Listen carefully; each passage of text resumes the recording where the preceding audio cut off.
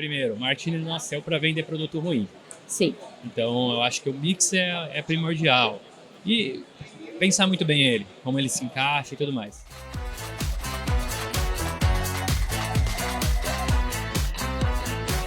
Olá, pessoal, sejam todos bem-vindos a mais um videocast. Hoje, diretamente aqui do nosso stand no Fórum E-Commerce Brasil 2025. Esse que é um dos maiores eventos de e-commerce da América Latina, né? E hoje, para o bate-papo, eu recebo aqui o nosso convidado, Dionei Alves, da nossa parceira Virtui. Agência especializada em móveis, esse que é um nicho extremamente desafiador no mercado, que é o nicho de móveis, mas que também está crescendo e crescendo muito, e com uma boa estratégia a gente vê que dá certo. Dionei, seja muito bem-vindo. Obrigado, Tamires. É sempre bom estar com vocês aqui, aprendendo e também compartilhando. E a gente está aí para fazer isso. E o Móveis realmente está decolando, né? Exatamente. Bom, falando de móveis, a gente sabe que é um produto de ticket médio elevado, então a gente tem que ter uma operação redonda, mas também personalizável, né? Porque cada cliente tem a sua especificação ali, tem seu tipo de móvel, então a gente precisa olhar com cuidado para cada projeto. Tendo a visão da Virtui hoje, me conta um pouquinho mais sobre essa personalização e como vocês montam essa estratégia. Como eu comentei até aqui no conteúdo aqui da palestra, estava falando com o pessoal ali, trouxemos essa analogia. Eu acho que o grande desafio é a gente trazer a experiência do showroom, que é aquela experiência legal, que parece a casa, você tem aquele conforto, você comunica aqueles intangíveis ali do produto, trazer para o digital, trazer para a plataforma. Por que a gente tem feito isso? Ancorando muitas coisas. Falei aqui também da importância de uma boa plataforma, nossa parceria, por exemplo, é uma coisa que ajuda muito.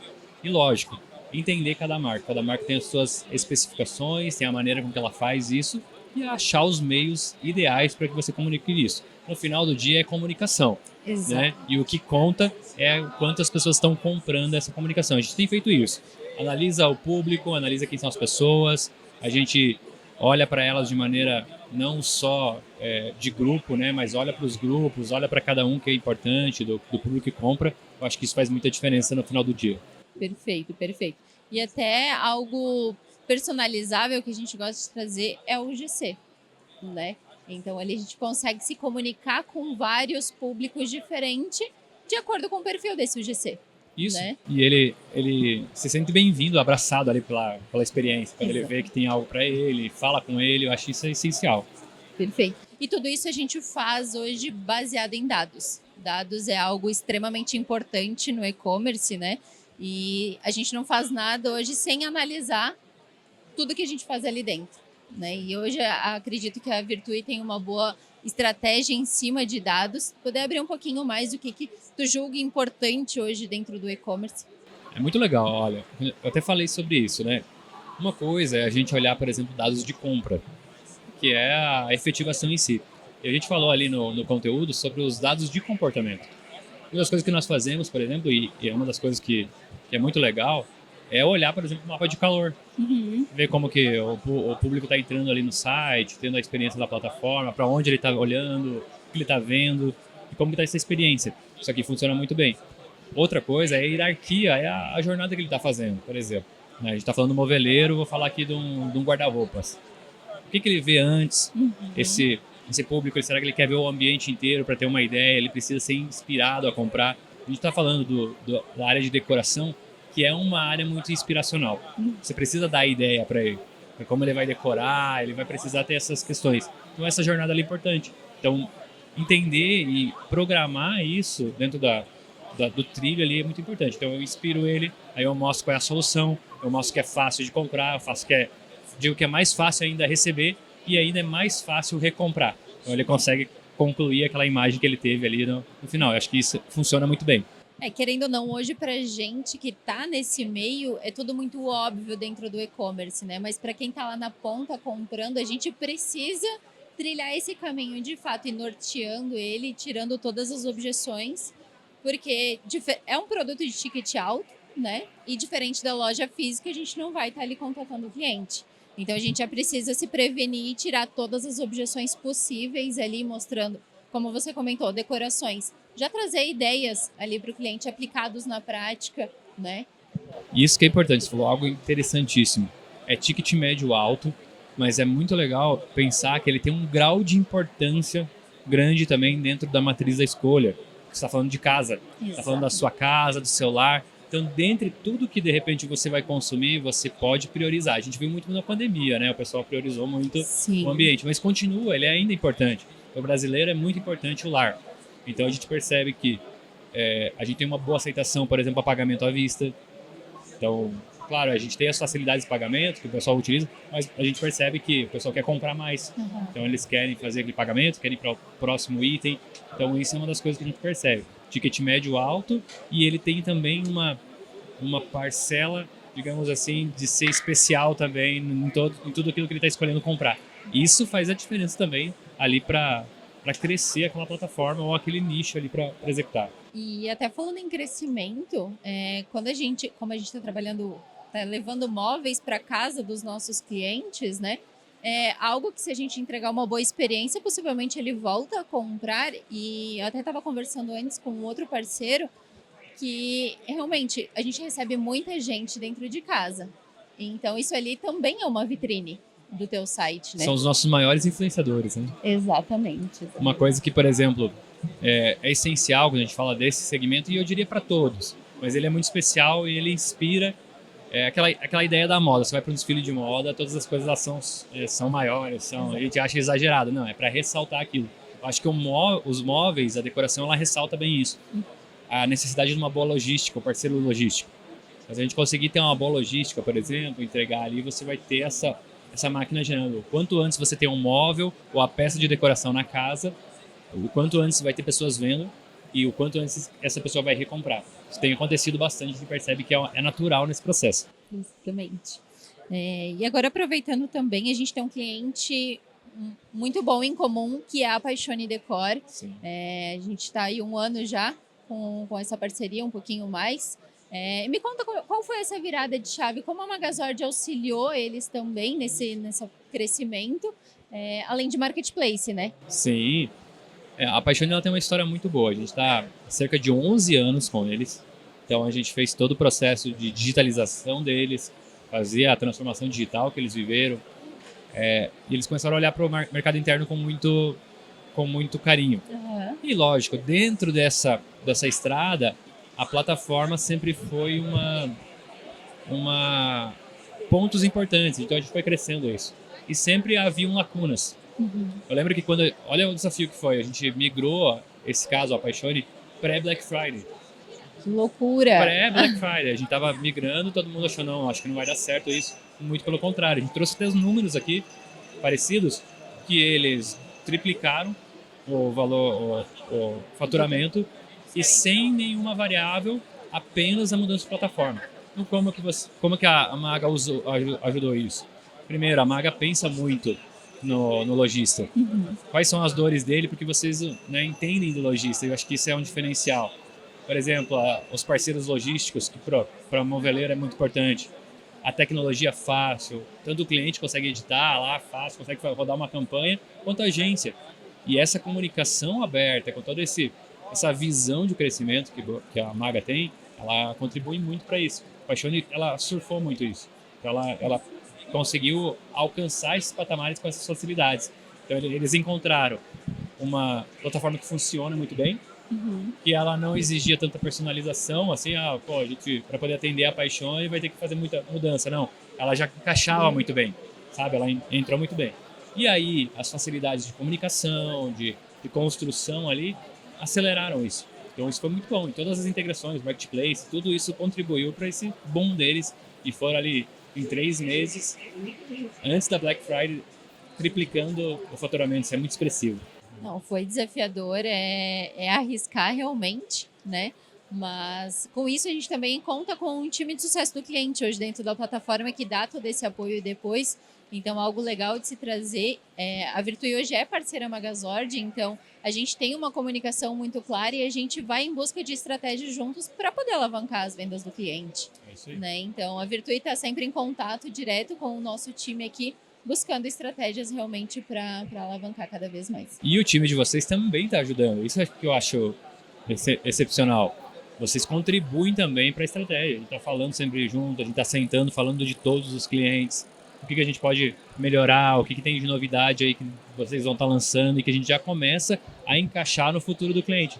Essa comunicação é valiosa, porque você tem acesso a isso de uma maneira muito simples, não é tão burocrático para a gente poder fazer. Então, esse ambiente que a gente está gerando, ele é potencial para crescer muito os clientes e todo mundo que está junto ali. É importante essa ligação, porque, querendo ou não, vocês estão na frente de muitas operações, como a gente também está, né? Então, a gente está falando literalmente a mesma linguagem, sabe mais ou menos o que deu certo, o que deu errado. Não existe uma receita de bolo, não existe, mas a gente sabe ingredientes que são fundamentais para que aquela receita dê certo. É isso aí, exatamente. E falando um pouquinho mais de estratégia, Johnny, o que você vê que é crucial de estratégia para o cliente ter os primeiros passos no e-commerce? Primeiro, você está bem estabelecido quanto a mix de produto. Hoje, o marketing, a gente diz isso, seja ele numa solução, como a Maga ou seja a gente como serviço. Primeiro, o marketing não nasceu para vender produto ruim. Sim. Então, eu acho que o mix é primordial. E pensar muito bem ele, como ele se encaixa e tudo mais. Segundo, olhar muito para o cliente que vai comprar. A gente está num mercado competitivo, mas o varejo online ele é uma parcela muito pequena do que a gente tem como potencial no Brasil. Então, ter essa noção. E eu acho que entrar o quanto antes, eu acho que é primordial. A gente já entrou, já está surfando, mas a gente tem bons anos aqui no varejo, crescendo no digital. Eu acho que olhar essas situações é muito importante. E é lógico, aí você vai trazendo parceiros para isso, rodar uma boa estratégia digital, uma boa comunicação, ela vai construir isso, né? Olhando sempre para margem, lucro, fazendo com que isso cresça, eu acho que é essencial. Então eu olharia para esses pilares estratégicos, né? Uma boa plataforma para você inserir, gerar conteúdo, boas imagens, quando a gente fala de moveleiro, né? Para trazer a experiência lá da loja para o site, bons parceiros para executar essa estratégia e, lógico, aí vai eles também conseguir ser competitivo e lançar coisa nova que o público gosta bastante. Exatamente. E você falou até um ponto importante que é o começar o quanto antes, né? Há uns 2, 3 anos atrás, vender móveis era meio que um bicho de 7 cabeças na internet. Todo mundo fugia, achava que era dor de cabeça e hoje está muito mais tranquilo esse processo, né? Tanto logístico, que era um ponto-chave antes, que era a maior dor do lojista, hoje está muito mais tranquilo também. Não, o público está totalmente aberto, né? Ele já está acostumado e aí você tem um fluxo muito desimpedido para essa venda, né? O ponto físico ainda ele, às vezes se torna essencial para uma experimentação, mas toda outra experiência de marca, que é compra, recompra, todo mundo vai ter uma casa aí com no mínimo 4 cômodos, né? Então você tem muita possibilidade de venda para o mesmo cliente. Exatamente. E o bom é que não entra a época sazonal, né? Então eu consigo vender uma cabeceira o ano inteiro, eu consigo vender um rack o ano inteiro.